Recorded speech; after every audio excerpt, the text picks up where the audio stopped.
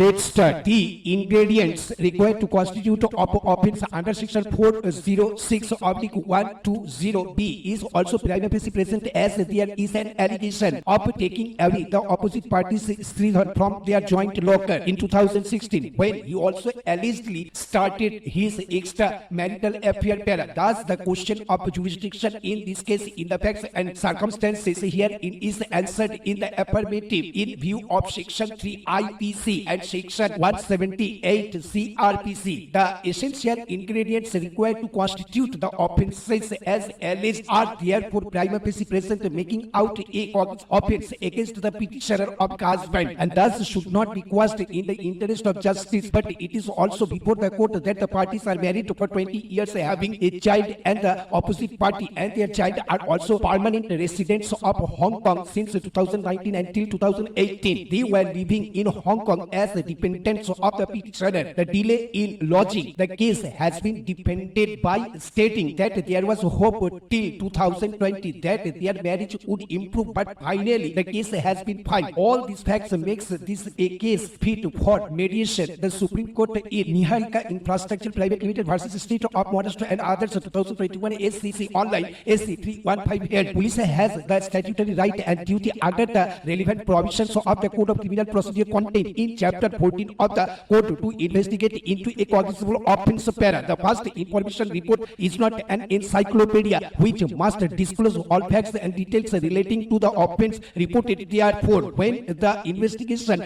by the police is in progress, the court should not go into the merits of the allegations in the FIR. Police must be permitted to complete the investigation. It would be premature to pronounce the conclusion based on hazy facts that the complaint of the FIR does not deserve to be investigated, for that it amounts to abuse of process of law. After investigation, if the investigating officer finds that there is no substance in the application made by the complainant, the investigating officer may file an appropriate report or summary before the learned magistrate, which may be considered by the learned magistrate in accordance with the known procedure. The power under section 482 CRPC is very wide, but conferment of wide power requires the court to be more cautious. It casts an onerous and more diligent duty on the court. However, at the same time, the court, if it thinks fit, regard being had to the parameters of coercion and the self-restraint imposed by law, more particularly the parameters laid down by this court in the cases of R.P. Kapoor within bracket Shukla and Bhajanlal within bracket Shukla, has the jurisdiction to quash the FIR of the complaint.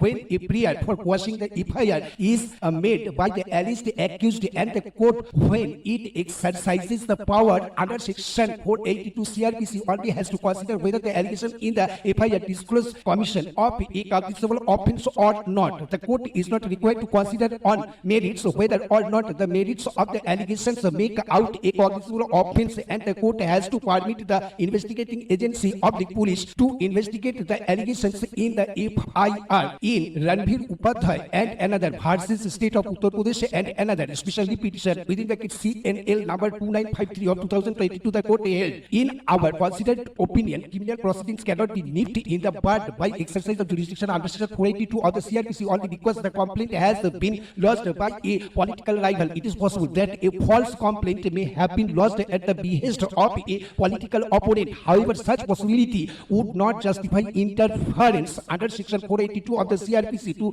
quash the criminal proceedings as observed above. The possibility of a relation on the part of the petitioners by the acts alleged after closure of the earlier criminal case cannot be ruled out. The allegations in the complaint constitute offence under the Atrocities Act. Whether the allegations are true or untrue would have to be decided in the trial. In exercise of power under section 482 of the CRPC, the court does not examine the correctness of the allegations in a complaint except in exceptionally rare cases where it is patently clear that the allegations are frivolous or do not disclose any offence.